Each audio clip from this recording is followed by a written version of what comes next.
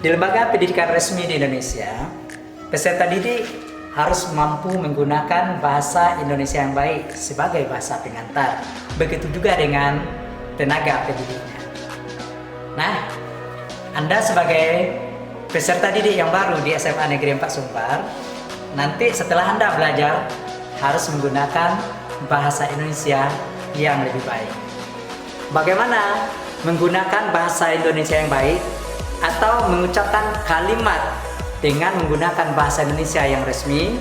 Langsung saja kita minta kepada pakarnya, guru bahasa Indonesia di SMA Negeri 4 Sumbar, yaitu Ibu Monika. Kepada Ibu Monik, kita persilakan.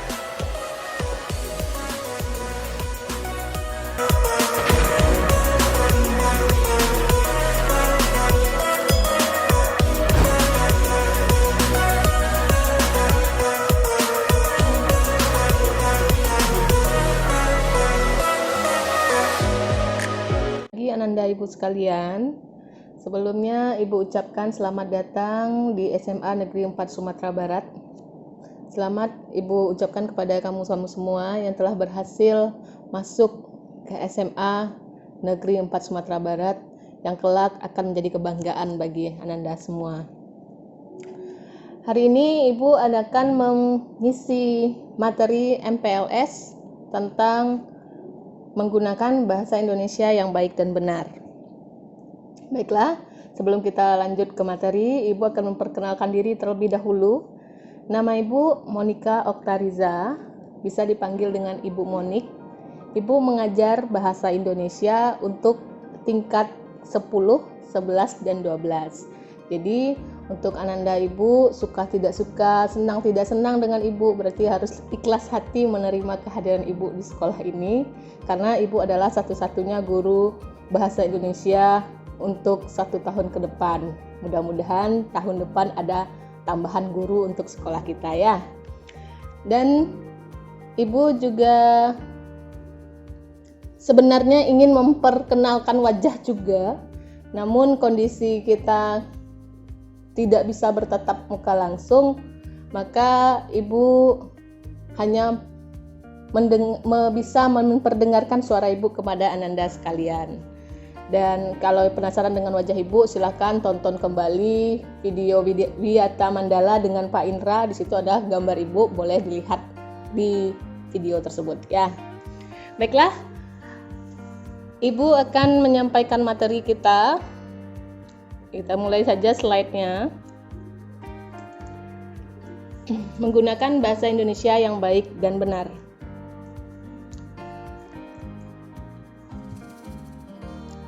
Bahasa yang baik. Ibu yakin semua kita adalah orang-orang yang mampu berbahasa baik, bertutur kata baik, baik kepada orang yang lebih tua, lebih muda, ataupun yang sama besar atau seusia dengan kita. Sekarang kita lihat apa itu bahasa yang baik. Bahasa Indonesia yang baik adalah bahasa yang digunakan sesuai dengan norma kemasyarakatan yang berlaku. Misalnya, dalam situasi santai dan akrab. Situasi santai dan akrab ini berbeda ya. Situasi santai adalah situasi di mana kita tidak terikat dengan kaidah-kaidah bahasa, tapi tetap memperhatikan santun berbahasa. Lalu akrab. Akrab itu adalah untuk orang yang saling kenal dekat atau sudah lama kenal dan sudah mengetahui satu sama lainnya. Nah, hal ini bisa kita lihat dalam percakapan di warung kopi, pasar, tempat arisan, atau lapangan sepak bola. Nah, di sini hendaknya kita menggunakan bahasa Indonesia yang santai dan akrab dan tidak terlalu terikat oleh patokan. Kita harus menggunakan bahasa yang baik dan benar katanya. Kalau seandainya kamu di pasar, kamu bertanya kepada ibu di pasar itu menanyakan seperti ini, berapakah sayur ini seikat, Bu? Nah, adanya ibu itu akan melongo melihat kamu dengan bahasa yang baik dan benar itu. Tapi jika kamu menggunakan ragam yang santai, pasti strukturnya akan berbeda. Berapa, Bu, seikat? Nah, tidak memperhatikan struktur yang benar, tapi maksud kamu tetap sampai kepada ibu tersebut. Nah, itu bahasa yang baik. Selanjutnya, ada bahasa yang benar. Apa pula itu bahasa yang benar? Nah, bahasa Indonesia yang benar adalah bahasa Indonesia yang digunakan sesuai dengan aturan atau kaidah bahasa Indonesia baku. Kaidah bahasa itu meliputi kaidah ejaan, kaidah pembentukan kata, kaidah penyusunan paragraf, dan kaidah penataan penalaran. Di sini penulisan kita, tata tulis kita, tata kata kita itu diperhatikan. Itu dalam kaidah bahasa Indonesia baku. Nah, biasanya dalam penulisan karya tulis ilmiah, penyampaian karya ilmiah, penyampaian sifatnya resmi, itu biasanya kita menggunakan tata bahasa baku. Lanjut. Bahasa Indonesia yang baik dan benar adalah bahasa Indonesia yang digunakan sesuai dengan norma kemasyarakatan yang berlaku dan sesuai dengan kaidah-kaidah bahasa Indonesia. Dalam penggunaannya, bahasa tersebut merupakan alat komunikasi yang efektif dan sesuai dengan situasi dalam menyampaikan maksud kepada lawan bicara yang memiliki derajat keformalan yang berbeda. Nah, pada saat kita menyampaikan maksud kita melalui kalimat, nah berarti bahasa kita yang kita sampaikan tersebut dimengerti oleh orang lain, berarti kita sudah berbahasa yang baik. Benar apabila kita sesuai dengan kaidah bahasa Indonesia. Apabila maksud kita sudah tersampaikan, berarti bahasa kita sudah baik. Selanjutnya, lawan bicara kita yang kita perhatikan. Setiap lawan berbicara itu memiliki derajat keformalan yang berbeda. Kita lihat apa itu derajat keformalan. Ada 5 laras bahasa yang dapat digunakan sesuai situasi atau derajat keformalannya. Yang pertama, ragam beku atau frozen. Digunakan dalam situasi khidmat dan sangat sedikit memungkinkan keleluasaan seperti pada kitab suci, putusan pengadilan, dan upacara pernikahan. Nah, di sini tidak bisa diganggu gugat. Itu sudah ada aturannya. Nah, itu ragam beku namanya. Selanjutnya yang kedua, ragam resmi atau formal. Digunakan dalam komunikasi resmi seperti pada pidato, rapat resmi, dan jurnal ilmiah. Nah, ketika kamu berpidato, kita akan menyampaikan dengan ragam bahasa resmi atau formal. Kita perhatikan siapa pendengar kita lihat apakah pendengar kita itu remaja seusianya kamu atau orang tua. Nah, itu berbeda cara penyampaiannya, atau anak-anak. Nah, tidak mungkin kepada anak-anak kita gunakan Anda. Pasti kita akan menggunakan adik-adik sapaannya. Kemudian dengan orang tua tidak mungkin kita gunakan Anda, pasti kita gunakan bapak atau ibu. Kepada teman seusia juga seperti itu. Boleh kita gunakan Anda? Boleh. Boleh kita gunakan kamu? Boleh. Karena mereka seusia dengan kita yang menyampaikan pidato. Dalam rapat resmi pun begitu. Kita harus memperhatikan tutur kata kita. Siapa yang berbicara, siapa pendengar. Dalam jurnal ilmiah seperti itu juga. Lanjutnya, yang ketiga, ragam konsultatif atau digunakan dalam pembicaraan yang terpusat pada transaksi pertukaran informasi, seperti dalam percakapan di sekolah dan di pasar. Di sekolah, ketika kamu berbicara dengan guru, ketika guru menyampaikan informasi pembelajaran kepada kamu, itu disebut ragam konsultatif. Bahasa yang digunakan itu bahasanya sifatnya resmi, hanya saja mungkin kadangkala ada nama istilahnya campur kode ketika guru menyampaikan beberapa kalimat dalam bahasa Minang kepada bahasa daerah, misalnya bahasa Minang. Nah, itu campur kode namanya. Boleh. Tidak apa-apa. Dan itu sering terjadi di dalam kelas kita pun sering terjadi hal seperti itu. Ketika siswa tidak mengerti atau sulit memahami kalimat yang disampaikan guru merasa mungkin sebaiknya saya menggunakan bahasa daerah. Itu salah satunya karena kita di Sumatera Barat menggunakan bahasa Minang. Bisa jadi itu mempermudah siswa memahami pembelajaran. Tidak apa-apa, tidak masalah. Tapi tidak seutuhnya menggunakan bahasa daerah tersebut. Begitu juga di pasar. Di pasar tidak semua orang yang berjualan di pasar itu menggunakan bahasa Indonesia. Pasti akan ada yang berbahasa Minang kalau kita di Sumatera Barat. Kalau kamu ke Jawa mungkin dia berbahasa Jawa. Tapi itulah gunanya bahasa Indonesia. Kadangkala ketika kita tidak mengerti, gunakanlah bahasa Indonesia. Tapi kalau kamu berada di dalam situasi pasar seperti ini dan pada umumnya kita satu daerah, mungkin akan lebih nyaman menggunakan bahasa daerah pada saat berkomunikasi dengan warga setempat, apalagi di pasar. Kita lanjutkan. Yang keempat, ada ragam santai atau casual, digunakan dalam situasi atau suasana tidak resmi dan dapat digunakan oleh orang yang belum tentu saling kenal dan akrab. Contoh, kalian ini baru kenal dengan teman-teman yang ada di SMA Negeri 4 Sumatera Barat. Ibu juga memperhatikan ya chat-chat kalian di salah satunya ketika waktu pendaftaran ada grupnya di Telegram. Nah, ini sedikit bercerita. Ada beberapa siswa yang mungkin memang betul-betul baru kenal, dan ada siswa yang merasa mereka sudah sangat akrab karena pernah bersama ketika waktu sekolah menengah pertama dulu. Nah, pada saat itu mungkin mereka tidak masalah menggunakan bahasa yang biasa mereka gunakan, tapi ketika mereka bertemu dengan teman yang baru, tidak mungkin menggunakan bahasa tersebut.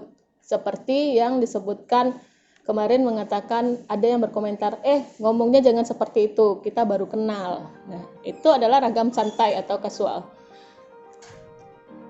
Selanjutnya yang kelima, ada ragam akrab atau intimate, digunakan di antara orang yang memiliki hubungan yang sangat akrab dan intim. Nah, itu yang dikatakan oleh teman kamu tadi yang sudah berkenalan dari SMP, tiba-tiba berkomunikasi dengan bahasa mereka saja. Nah, orang yang belum kenal dengan orang tersebut tidak mungkin menggunakan bahasa yang sama, karena dia akan memikirkan orang ini akan tersinggung atau tidak ketika saya menggunakan kata-kata atau kalimat tersebut. Itu yang disebut dengan ragam akrab atau intimate. Kita pikirkan apakah orang tersebut seakrab yang kamu bayangkan. Jika tidak, berarti kita belum bisa menggunakan ragam bahasa tersebut dengan orang itu. Baik, itu tentang ragam bahasa. Ragam bahasa berdasarkan derajat keformalannya ya. Nah, kita lanjutkan. Itu ada bahasa yang benar, adalah bahasa yang sesuai dengan kaidah baku, baik kaidah untuk bahasa tulis maupun bahasa lisan. Ciri-ciri ragam bahasa baku. Yang pertama, penggunaan kaidah tata bahasa normatif. Itu yang berlaku. Contoh, penerapan pola kalimat yang baku. Acara itu sedang kami ikuti. Itu pola kalimatnya benar, strukturnya benar. Tapi kalau kita sudah menggunakan acara itu kami sedang ikuti, strukturnya salah. Jadi itu yang disebut penerapan pola kalimat yang baku.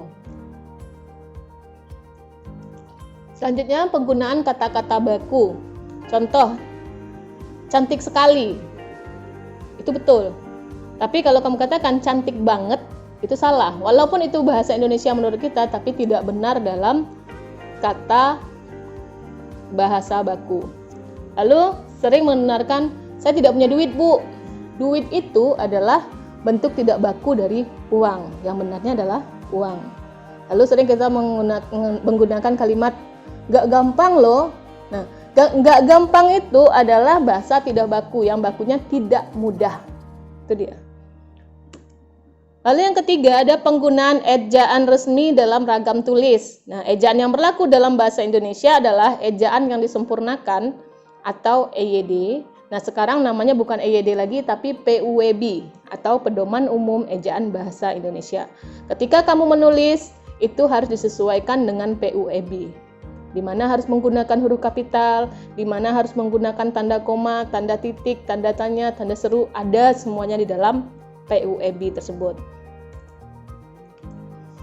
Yang keempat, penggunaan lafal baku dalam ragam lisan. Secara umum dapat dikatakan bahwa lafal baku adalah lafal yang bebas dari ciri-ciri lafal dialek setempat atau bahasa daerah. Nah, kebanyakan pelafalan inilah yang paling sering salah. Tidak hanya kalian, ibu pun sebagai guru bahasa Indonesia juga sering melakukan kesalahan dalam pelafalan. Karena apalagi kita adalah orang Minang itu paling banyak melakukan kesalahan dalam pelafalan huruf E. E ini ada dua jenis, E keras dan E lemah. Kebanyakan kita orang Minang sering menggunakan E-nya itu keras semua. Itu yang pelafalan berdasarkan dialek setempat atau bahasa daerah. Lalu kadang-kala kita juga sering menggunakan kesalahan dalam penggunaan lafal huruf. Contoh, huruf V dan huruf F. Huruf V dan huruf F kebanyakan biasanya ibu-ibu yang paling sering melakukan kesalahan ini menyebut kata yang diawali dengan huruf F atau V itu dengan P. Contoh, vitamin. Ada yang mengatakan dengan vitamin. Fajar dengan pajar. Itu kesalahan. Atau penggunaan Z.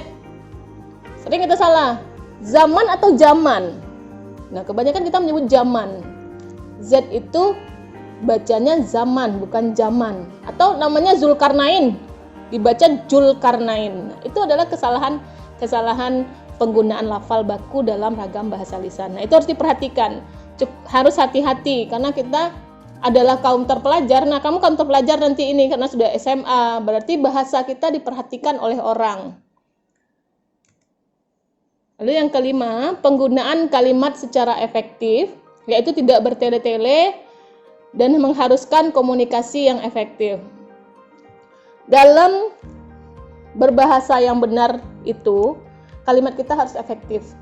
Contoh, kita sering menggunakan kalimat tidak efektif. Siswa-siswa ibu yang berada di atas harap turun ke bawah. Turun itu di bawah atau di atas?